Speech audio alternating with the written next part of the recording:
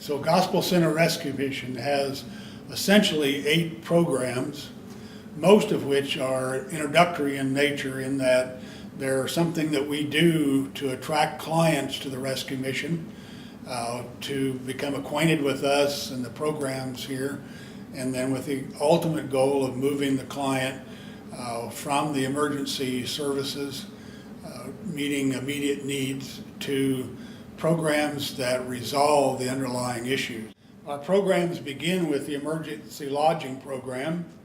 There's a daily average of 78 men, 7 women, and 2 children, for a total of 87 people in the emergency lodging program. Then the New Life program, in its various phases, has a daily average of 31 men, 22 women, 14 children. Life Skills program, which is essentially addressed at developing women who need to be able to become single parent household managers. Representative Payee program has a daily average of 495 clients. The Gleason House Clinic sees on a typical day, sees 10 to 13 clients. We serve 271 meals every day to all the clients in the various programs. We typically give out 147 pieces of clothing. All of the rescue mission programs, again, are programs that bring people into the rescue mission with immediate problems. And we try to meet those immediate problems. Addiction issues, which is the underlying problem or underlying issue in most homeless people's lives.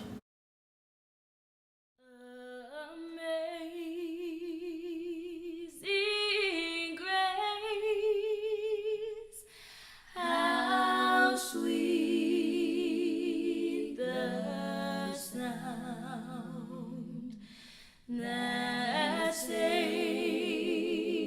a wretch like me.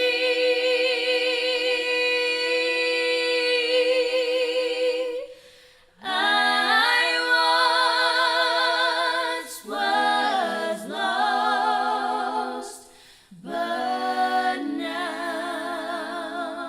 I'm found. Was blind, but now I see.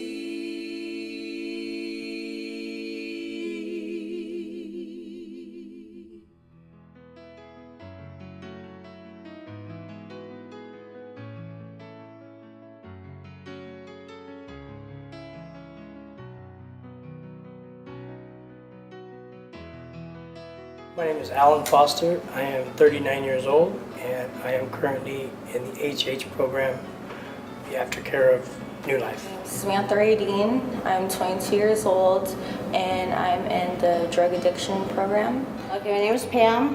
I was in the Life Skills program. I'm 56. I came to New Hope in 2009, July. My name is Dallin Potter. I'm in the New Life program here at the Gospel Center Rescue Mission.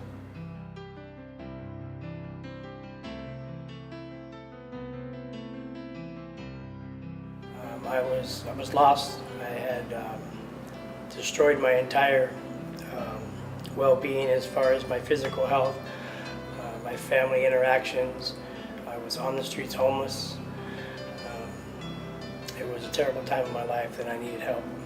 I was in a trailer with a 2-man trailer with 3 people, 2 dogs and a cat, and I was on the floor next to the cat box.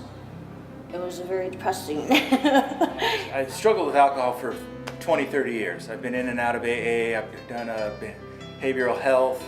I was in Kaiser outpatient, but ran out of insurance. So having addiction wasn't something just new to me. I relapsed in March, got my 2 kids taken away, and I wanted to get them back, so I wanted to put myself in a live-in program.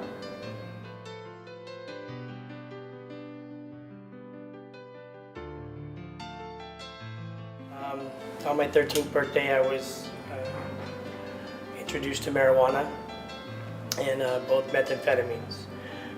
Immediately I fell in love with both. It was in my family, mom's side, my dad's side. Not my dad's side, it was just my dad. I knew about it early on. I used with my peers around 16.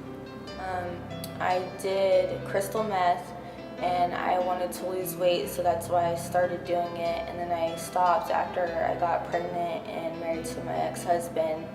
And then after that, I was depressed because we got divorced, and so I started using again to numb myself from it. It was about probably age 15, junior high school, friends. Alcohol was, I believe, my first episode, and then I didn't continue with that on a regular basis. No, it just, over the years, it just progressed.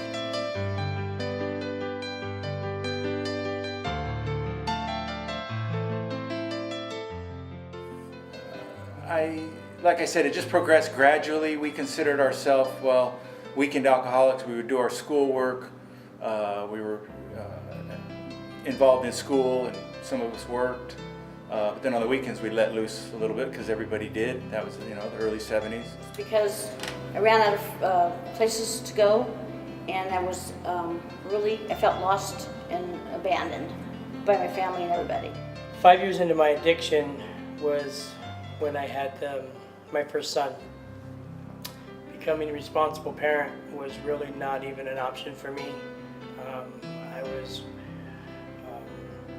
married to this drug in my life.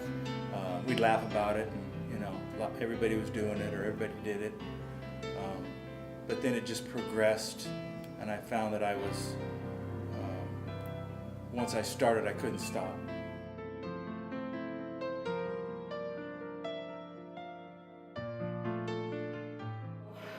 One of the ladies that used to work here was staying there, and she told me about New Hope Family Shelter. So I came over here.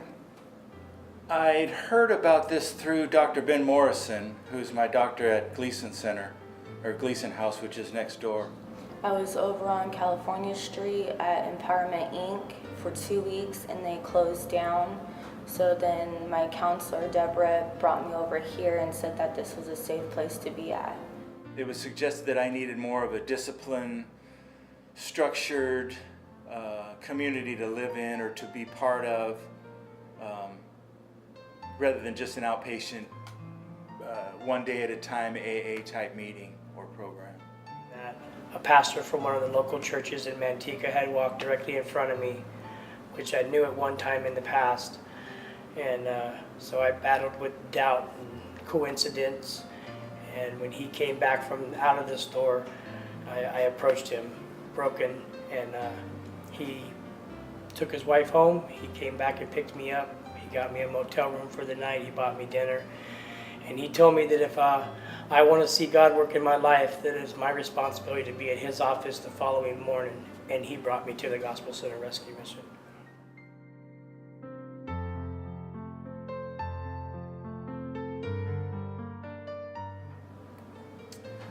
Getting I would say, a better outlook on my life and what my problems were.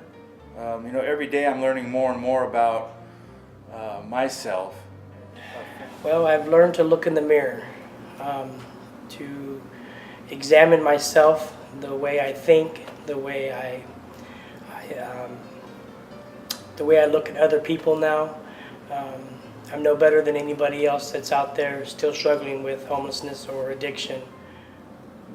Things take time. I've learned appreciation, gratefulness, sharing. I've learned a lot. I learned my goals are attainable. I've learned trust and being part of a family again. How to set boundaries with people, take care of my responsibilities. I've been doing relapse prevention for the drug addiction track. Also, work therapy helps us to get back on our feet and get motivated to go out there and look for jobs and learn how to cope with it.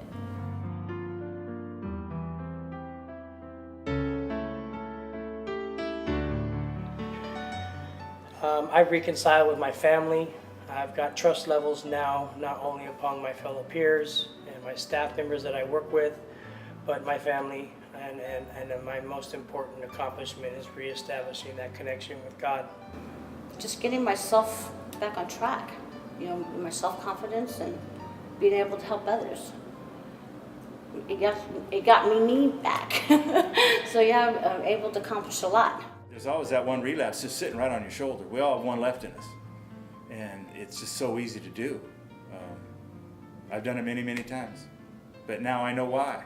So it's helping. You know, we're learning, we're growing, we're evolving every day.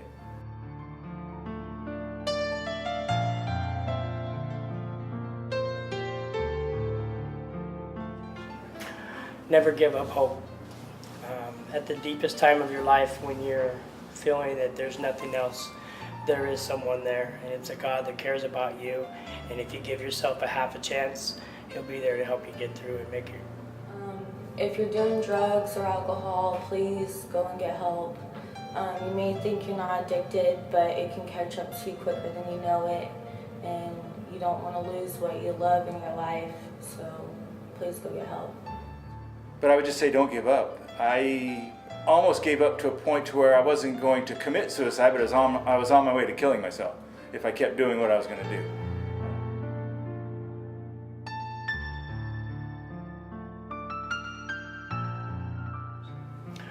The donors, I think, are considered angels from heaven. If it wasn't for the donors, these walls and these facilities would not be able to continue with changing the lives of which it's impacted over the years and the years to come. For me as a client, I want to say thank you. It's not just us that are in this program that I thought that's what this was, a rehab center, but it's what they do for the people out on the street, a place for them to go, and gives them a little hope. Thank you for helping us out. You give us a place to stay. You helped us get our kids back. It's safe here. You help us with food. You help us with clothing. And you're a big blessing to have you here in our lives. Thank you. You know, many times we thought we were going to lose this place because of the lack of donations.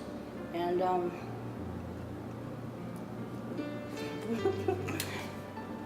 thank you. Yeah, just for a safe place to go, even though it's not the safest place in Stockton, but we all feel secure. We're all getting, you know, I've been here for almost a couple months now, getting to know some of the guys better, some of the counselors and some of the personnel, a place to eat, a safe place to sleep.